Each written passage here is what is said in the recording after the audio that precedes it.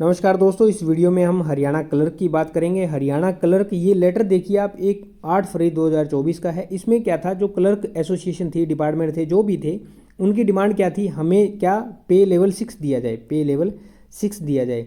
लेकिन पहले जो पे लेवल था वो क्या था, क्लर्क का एग्जिस्टिंग पे लेवल था 2, मॉडिफाइड पे लेवल क्या कर दिया गवर्नमेंट ने, 3 कर दिया गया है।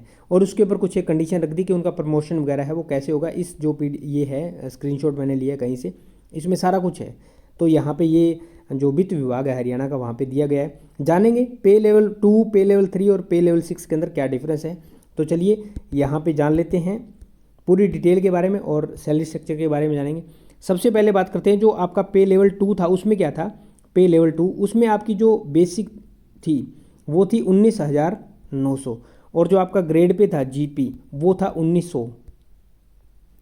अब आ गया है पे लेवल 3। पे लेवल 3 इसके अंदर क्या हो गया, आपका जो ग्रेड पे है वो तो हो गया 2000, ठीक है, 2000 ग्रेड पे हो गया। और जो आपकी बेसिक है, बेसिक सैलरी वो हो गई 21,700।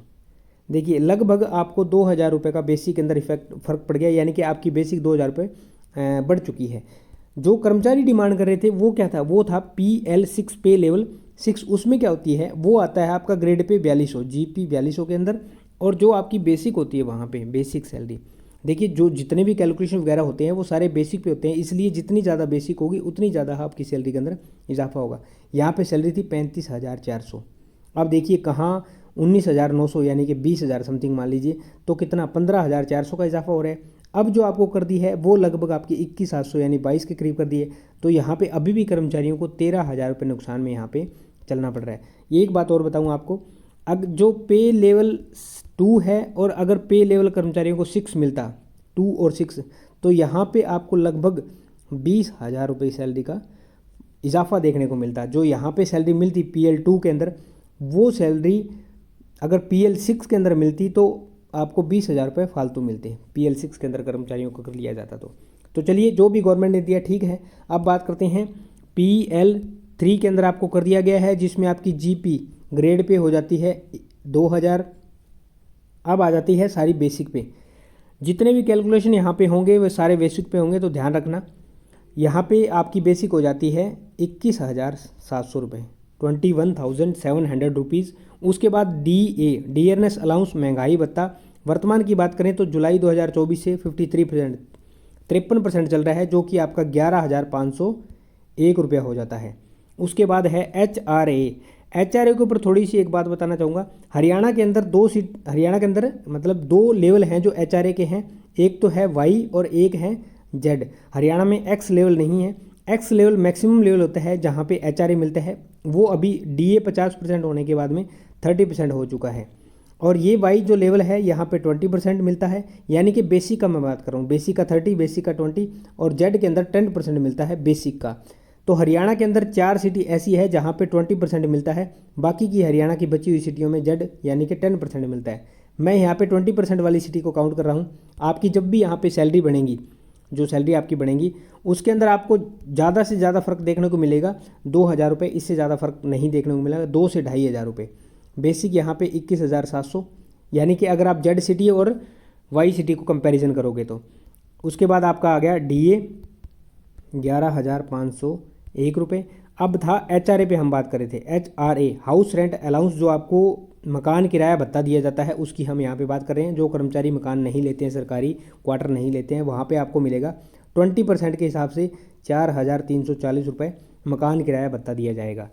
उसके बाद MA मेडिकल अलाउंस, हरियाणा की कई सारी जॉब्स के अंदर मैंने देखा है लगभग यहाँ पे मेडिकल अलाउंस ही दिया जाता है।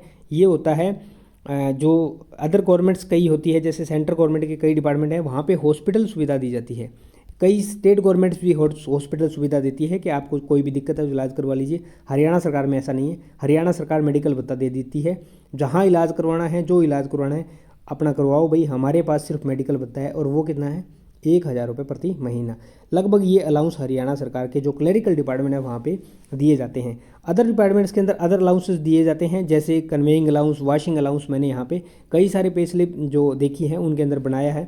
जैसे मैंने पे स्लिप बनाई हरियाणा, यहाँ पे अलग से लिख लेते हैं HR हरियाणा पुलिस SI की, आप देख लेना, यहाँ पे डिस्क्रिप्शन में लिंक दूंगा।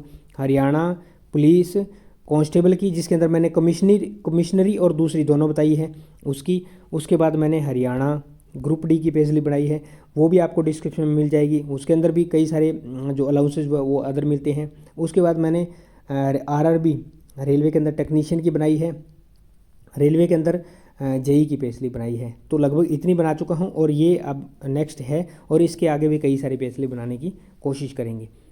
तो वहाँ पे अलाउंसेस, यहाँ पे जो आरआरबी है इसके अंदर भी कई सारे अलाउंसेस है, यहाँ पे भी हैं। क्लरिकल डिपार्टमेंट में मैंने देखा अलाउंसेस थोड़े कम हैं।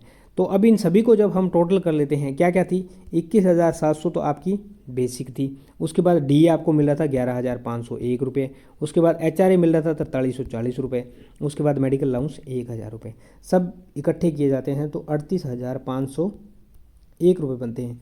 दोस्तों ये जो मैंने कैलकुलेशन की है एचआरए की, जैसे मैंने पहले बताया, ये वाई सिटी के हिसाब से है। तो अगर आपको जेड सिटी लेनी है जहाँ पे 10% है, तो इसका हाफ कर दीजिए और आपकी जो सैलरी है इसके अंदर ज़्यादा से ज़्यादा 2 से 2,500 की कटौती कर दीजिए आपकी, यानी कि 36,000 रुपये।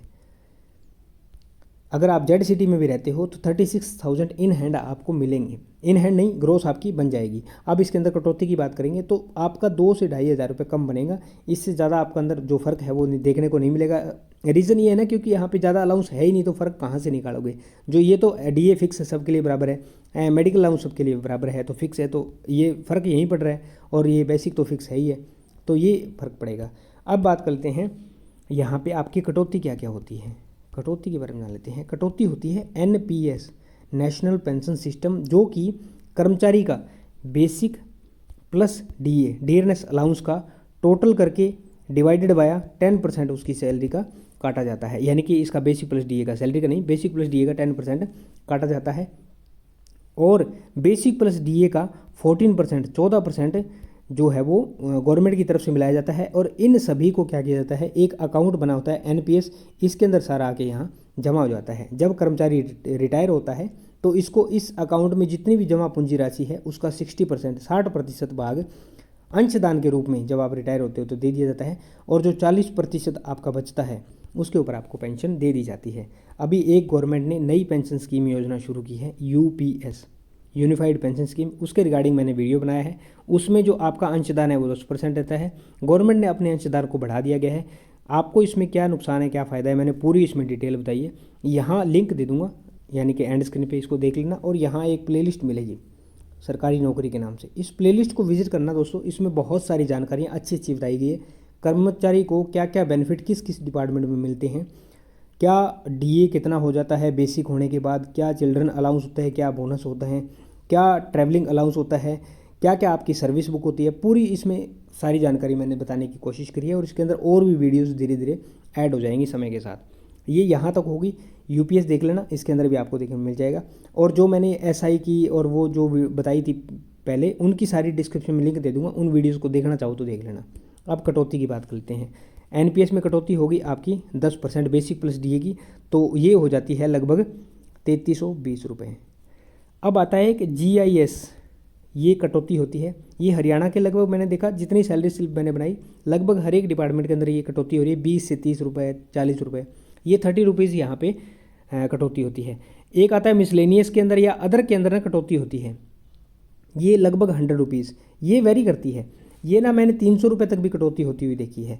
तो ये क्या होता है ना, ये आपका जहाँ पे भी आप जॉब करते हो, ये आपके एरिया के ऊपर डिपेंड करता है। ये वाली चीज़ कई जगह 200 हो जाती है, कई जगह 250, कई जगह 150।